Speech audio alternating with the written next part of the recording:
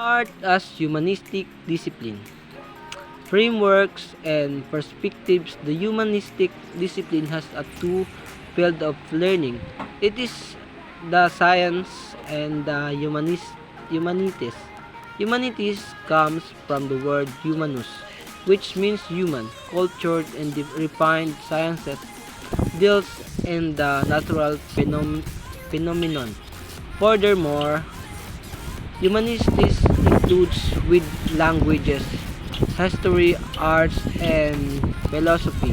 Language is the system of conventional spoken, manual, or written symbol by means of which member of social group or participants it, in its culture then express themselves. History is a branch of knowledge that records and explains the past event. It is commonplace. Art is the making, showing, or performing of painting, dancing, any other form of art. Art has two dimensions: the art creation and the art appreciation is to be discussed to the following videos. Meanwhile, the philosophy is the systemized study of general and fundamental generation. In the judgment such those about a sentence with the reason its validity.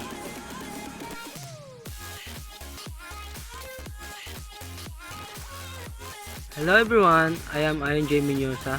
Today we are going to study about the process of an art appreciation. First, to know what is an art.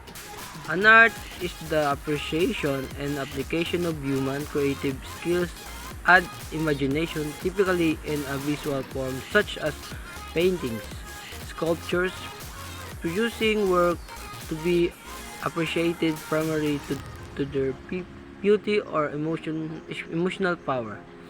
Now, what is an art creation? Art creation is the process is creating an art. It may include those artists who made their artworks to be appreciated by the spectators. However, in contrast of art creation, an art appreciation from the word appreciation. Appreciate, we as the spectator should appreciate an art while looking to an object. What is Japanese minimalism? Japanese minimalism is a concept that focuses on keeping life simple, clean, and uncluttered by living with just the essential. It is inspired by the aesthetic of Japan traditional theme Buddhism, and can be seen in many different spaces of everyday life, from their architecture to fashion choices. While I never visited Japan, it's on the top of my list. I long been inspired by their efficient use of space, together with traditional customs that speak to the beauty of simplicity. Minimalist aesthetic generally means neutral colors, clean space, few distractions, little to no clutter, and a calm vibe. This is discuss the principle of minimalism. According to Japanese people, minimalism is about avoiding the unnecessary. It's about simplicity, utility, and elegance. It's all about less is more. In terms of embracing the most of fewer things, the most common misconception is the minimalist suffer and sacrifice, while having less things and less interesting experiences. For instance, less color, less design, less work is more beautiful. This is to discuss the philosophical theory of music. There are three philosophical theories. first is the cosmological theory. The other one is the epistemological theory, and the third is the theological theory. And cosmological theory, since it deals with cosmos, which means universe, then it's concerned the structure of physical universe. In order regards to the musical theory, let's talk first about the cos theory. Pythagoras, a Greek philosopher, barely believes that there are geometry and the humming of strings. There is music in the spacing of the spheres, where the sound from the physical universe communicate the knowledge and the reality. Thus, for Pythagoras, what we heard from the instrument, it's a sound from the universe.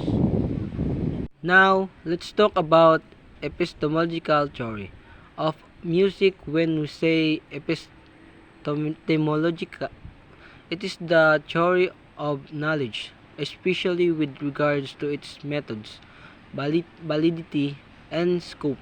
Epistemological is the investigation of what distinguishes justified belief from opinion. It concerns the natures of human knowledge of Platonic ideas is innate. So the learning is the develop of ideas buried deep in the soul, often under the midwife-like guidance of an interrogator. According to Plato, gymnastic is for the body as music if for the soul. For instance, it's gymnastic we use to have our strong and healthy body. Then in music we should use to have intelligent soul, mind, and knowledge. Epistemological theory is just about human essence. After those two theory of music, there are also theological theory of music of Augustine. But first, who's Augustine?